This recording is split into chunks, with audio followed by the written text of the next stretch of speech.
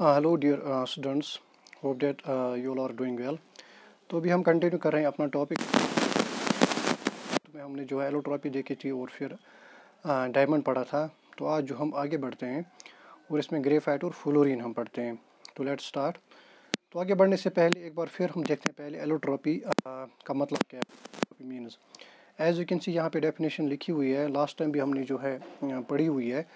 The phenomenon of existence of an element in two or more forms which have different physical properties but identical chemical properties is called allotropy।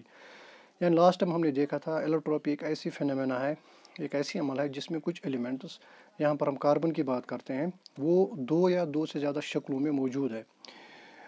तो लेकिन condition क्या है, उनकी different physical properties है but identical chemical properties है।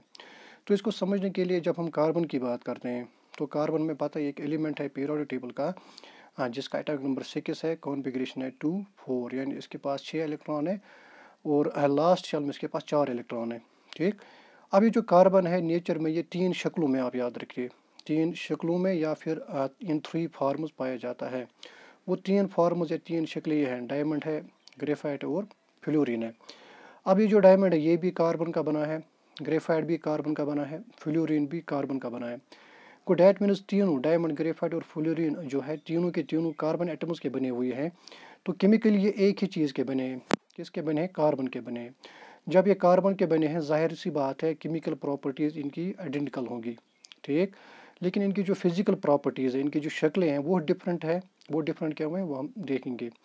तो इसको समझने के लिए फॉर एग्जांपल अगर आप बात करेंगे वाटर की, तो वाटर हमें पता है, आपने पढ़ा है 9th में, वाटर की भी 3 शक्लें हैं। एक जब ये सॉलिड होता है, फिर ये लिक्विड भी हो सकता है, लेकिन और ये गैस भी हो सकता है।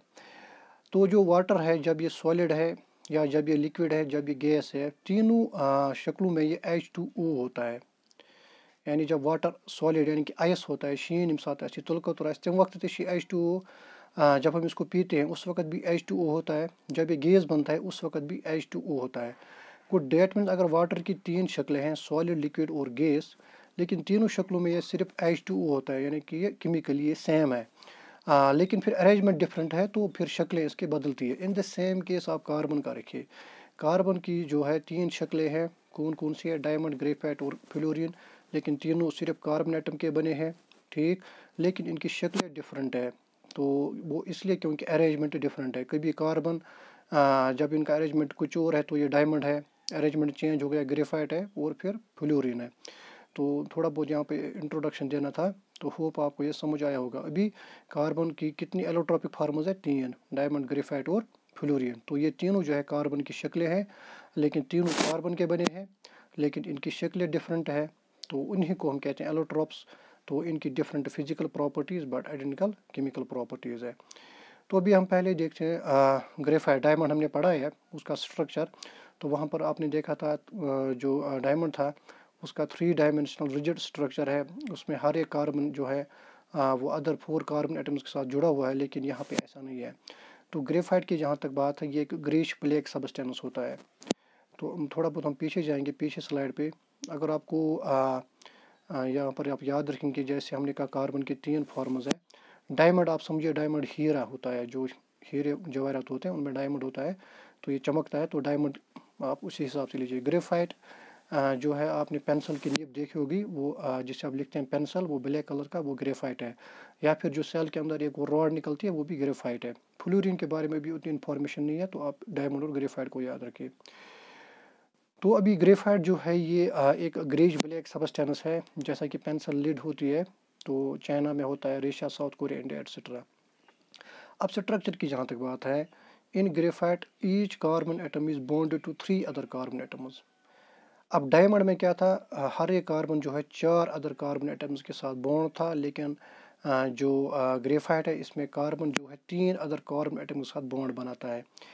तो याद रखिए कार्बन का जो एक सेकंड सॉरी, कार्बन का जो एटॉमिक नंबर है वो 6 है, कॉन्फ़िगरेशन है 2 4। हमने पढ़ा है इसके पास लास्ट शेल में 4 इलेक्ट्रॉन है। इसका मतलब ये 4 बॉन्ड बनाता है, 4 कोवलेंट बॉन्ड वो ऐसे बनाता था ये। ठीक है, तो डायमंड में कार्बन बिल्कुल 4 कोवलेंट बॉन्ड बनाता है, लेकिन ग्रेफाइट में क्या है, ग्रेफाइट में 4 नहीं बनाता है बल्कि 3 ही बनाता है। ठीक है, ये आपको याद रखना है यहाँ पर। तो पहला सेंटेंस है, in graphite each carbon atom is bonded to 3 other carbon atoms in the same plane forming hexagonal rings. Hexa का मतलब है 6, यानी कि एक रिंग बनती है जिसके 6 साइड्स है। यहाँ पर आप देखिए 1 2 3 4 5 एंड 6, तो ये हेक्सागोनल रिंग्स बनाता है। ठीक है, तो दस अनलाइक डायमंड, यानी कि डायमंड की तरह नहीं बल्कि graphite has a 2 dimensional sheet like structure. याद रखना, हमने डायमंड में पढ़ा था उसके पास 3 डायमेंशनल स्ट्रक्चर था, लेकिन 3 डायमेंशनल का मतलब है अलोंग लेंथ, अलोंग ब्रेडथ और हाइट, ऐसे था उसका स्ट्रक्चर। तो जब ये 3 डायमेंशनल में था तो वो स्ट्रॉन्ग बनता था, लेकिन जो ग्रेफाइट है इसका 3 डायमेंशनल में नहीं है बल्कि इसका 2 डायमेंशनल में है। यानी आप समझिए इसका सिर्फ लेंथ और ब्रेडथ के हिसाब से है, हाइट के हिसाब से नहीं है। अब ग्रेफाइट में मेन चीज़ क्या है कि हर एक कार्बन एटम जो है 3 अदर कार्बन एटम्स के साथ जुड़ा है bye means of covalent bonds. तो अब यहाँ पे हेक्सागोनल रिंग्स बनती है, यानी कि एक ऐसी रिंग बनती है जिसके 6 साइड है। यहाँ पर आप देखिए 1 2 3 4 5 6। अभी चूँकि यहाँ पे उतना अच्छे से एक्सप्लेन नहीं होगा, लेकिन अगर आप यहाँ पे नज़र रखेंगे, फॉर एग्जांपल यहाँ पे जो है ग्रेफाइट का स्ट्रक्चर है। अब ये जो डॉट्स है ये कार्बन एटम को रिप्रेजेंट करते हैं। अगर हम कोई भी कार्बन एटम यहाँ पे लेते हैं, फॉर एग्जांपल आप ये वाला कार्बन लीजिए, ये वाला, तो ये जो कार्बन है इसने ये जो यहाँ पर लाइंस है, इस लाइंस का मतलब है कोवलेंट बॉन्ड। तो इसके कोवलेंट बॉन्ड कहाँ कहाँ से बने, ये कार्बन जो है एक तो इस कार्बन के साथ, दूसरा इस कार्बन के साथ आप देखिए जुड़ा है, फिर तीसरा जो है ये नीचे एक और कार्बन के साथ जुड़ा है। को डैट मीन्स कि ग्रेफाइट में जो है हर एक कार्बन 3 अदर कार्बन एटम्स के साथ बॉन्ड बनाता है। ठीक है, तो जिसकी वजह से ये चौथा इलेक्ट्रॉन यहाँ पे फ्री रहता है। तो यहाँ पे याद रखने वाली बात यह है, graphite has a 2 dimensional sheet like structure, यानी कि लायर्ड स्ट्रक्चर है। एक लायर ये है, फिर दूसरी लायर ये है, फिर तीसरी लायर ये है। तो इसके बाद ये जो यहाँ पर लायर्स ही बनती है। एक लायर आप ये देख रहे हैं, सॉरी, एक लायर आप ये देख रहे हैं, फिर दूसरी लायर ये है, तीसरी लायर ये है।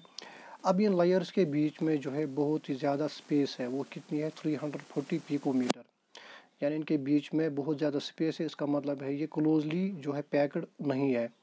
ठीक, तो ये इनके दरमियान, ये लायर और ये लायर के दरमियान जो फोर्स ऑफ अट्रैक्शन है वो वीक, यहाँ पे लिखा है वीक वंडर वाल्स फोर्स, यानी कि कमज़ोर एक बॉन्ड है जिसे van der Waals force of attraction कहते हैं, वो इनके दरमियान होता है। अभी आप अगर आप इस डायग्राम की तरफ देखेंगे तो यहाँ पे चूँकि शायद आपको अच्छे से समझ ना आए, लेकिन यहाँ पे जो पॉइंट है ये कार्बन को रिप्रेजेंट करता है। तो इस कार्बन पे आप देखिए एक बॉन्ड यहाँ से हो गया 1, फिर यहाँ से 2, फिर यहाँ से 3। चूँकि कार्बन यहाँ पर सिर्फ 3 अदर कार्बन एटम्स के साथ लिंक करता है तो ये 3 कोवलेंट बॉन्ड बनाता है, लेकिन कार्बन को कितने बनाने, 4 बनाने। तो चौथे के लिए यहाँ पे आप देखिए डबल बॉन्ड बनता है। ये वाला जो सेकंड लाइन है इसका मतलब है डबल बॉन्ड। तो अल्टरनेट यहाँ पर आप देखिए, आप कोई भी रिंग आप उठा के देखिए, जैसे यहाँ पर एक डबल बॉन्ड है, फिर यहाँ पर भी डबल बॉन्ड है। तो खैर यहाँ पर मुझे लगता है उतना अच्छे से एक्सप्लेन नहीं हो पा रहे हैं, लेकिन इतना आप याद रखिए शॉर्ट में, ग्रेफाइट और डायमंड में यह फ़र्क है। ग्रेफाइट में क्या है कि यहाँ पे कार्बन एटम, एक कार्बन एटम जो है 3 अदर कार्बन के साथ जुड़ा है, लेकिन डायमंड में 4 के साथ था। डायमंड में 3 डायमेंशनल बनता था, लेकिन ग्रेफाइट में 2 डायमेंशनल स्ट्रक्चर बनता है, और वो क्या है शीट लाइक लायर्ड स्ट्रक्चर। और इन लायर्स के बीच में डिस्टेंस बहुत ही ज़्यादा है, वो कितनी है 340 पिकोमीटर। और इनके दरमियान जो फोर्स ऑफ अट्रैक्शन है that is van der Waals force of attraction, जो कि एक वीक फोर्स ऑफ अट्रैक्शन है। तो डैट मीन्स कि डायमंड में जो पार्टिकल्स है कार्बन एटम्स वो क्लोजली पैक्ड है, लेकिन ग्रेफाइट में वो क्लोजली पैक्ड नहीं है। अब फिजिकल प्रॉपर्टीज़, पहली है लो डेंसिटी। डेंसिटी हमने पढ़ा है, डेंसिटी होती है मास बटा वॉल्यूम, कश पे वन गैर तथ चीज़ गैर ये ज़्यादा पार्टिकल क्लोजली पैक्ड। तो डायमंड में क्लोजली पैक्ड है, वहाँ पर हाई डेंसिटी थी, लेकिन ग्रेफाइट में क्लोजली पैक्ड नहीं है। ड्यू टू वाइड स्पेसिंग, यानी यहाँ पर बहुत ही ज़्यादा स्पेस है इन लेयर्स के बीच में, between the 2 layers, the carbon atoms in graphite are less closely packed and hence the density of graphite is 2.2 ग्राम पर सेंटीमीटर क्यूब। तो जो ग्रेफाइट की जो डेंसिटी है वो कम है, क्योंकि यहाँ पर कार्बन एटम्स लूजली पैक्ड है। वो कितनी है 2.2 ग्राम पर सेंटीमीटर क्यूब। और डायमंड में ये ज़्यादा थी 3.51। तो डैट मीन्स कि डायमंड में कार्बन एटम्स क्लोजली पैक्ड है, लेकिन ग्रेफाइट में क्लोजली पैक्ड नहीं है। सॉफ्टनेस, चूँकि अब ग्रेफाइट जो है ये सॉफ्ट है, क्योंकि इसकी डेंसिटी भी कम है इसलिए ये सॉफ्ट है। डायमंड की डेंसिटी बहुत ही ज़्यादा थी इसलिए वो क्या था, hard. Electrical and thermal conductivity, क्या ये गुड कंडक्टर ऑफ इलेक्ट्रिसिटी और हीट है? हाँ। कार्बन एटम में अभी हमने देखा कि each carbon atom is joined to 3 other carbon atoms by covalent bonds. तो यहाँ पर हमने देखा है कि कार्बन जो ग्रेफाइट में कार्बन एटम है 3 अदर कार्बन एटम्स के साथ जुड़ा हुआ है, जिसकी वजह से जो चौथा इलेक्ट्रॉन है वो फ्री रहता है। तो उसी की वजह से जो है ये गुड कंडक्टर बनता है हीट और इलेक्ट्रिसिटी का। तो इन पॉइंट्स को आप साथ साथ नोट कीजिए अपने रफ पे। अब नेक्स्ट जो है इसमें यूजेस है। ड्यू टू द सॉफ्टनेस, इसमें यानी यूज़ का मतलब इसको हम कहाँ पे इस्तेमाल करते हैं? Powdered graphite is used as lubricant as graphite grease. Lubricant आपको पता है फ्रिक्शन कम करने के लिए हम कुछ चीज़ों का इस्तेमाल करते हैं जिन्हें हम लुब्रिकेंट्स कहते हैं। फॉर एग्जांपल ग्रीस कशर पे वन ग्रेस जो हम टायर्स में लगा टर्न मज लगा ताकि फ्रिक्शन गस कम। In the same case for example हम ऑयल का इस्तेमाल करते हैं कभी मशीन्स में।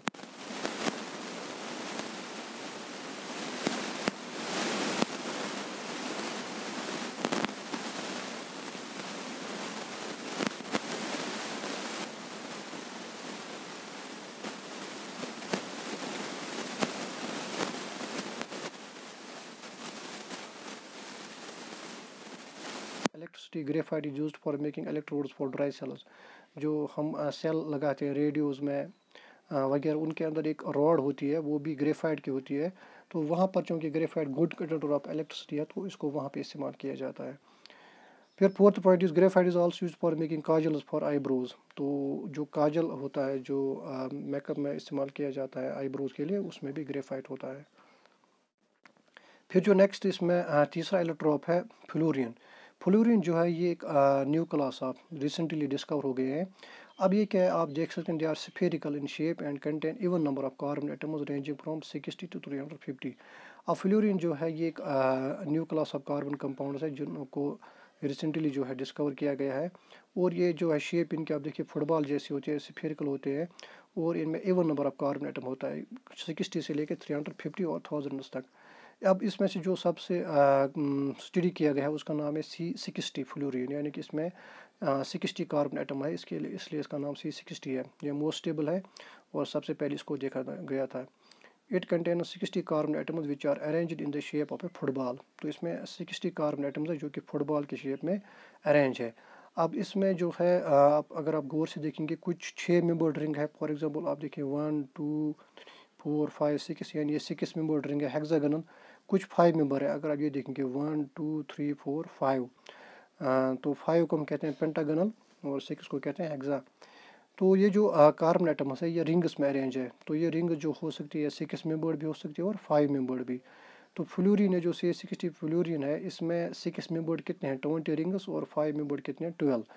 तो इसको हम Buckminster, they are also called Buckminster fullerenes. तो बकमिंस्टर जो है एक टॉम जैसा स्ट्रक्चर है, उसकी बुनियाद पे इसको कहते हैं बकमिंस्टर फ्लोरीन। तो इनके आप देखिए शेप बिल्कुल ये जो है फुटबॉल जैसी है। तो this was brief introduction about allotropy. Hope you must have got this. Stay safe.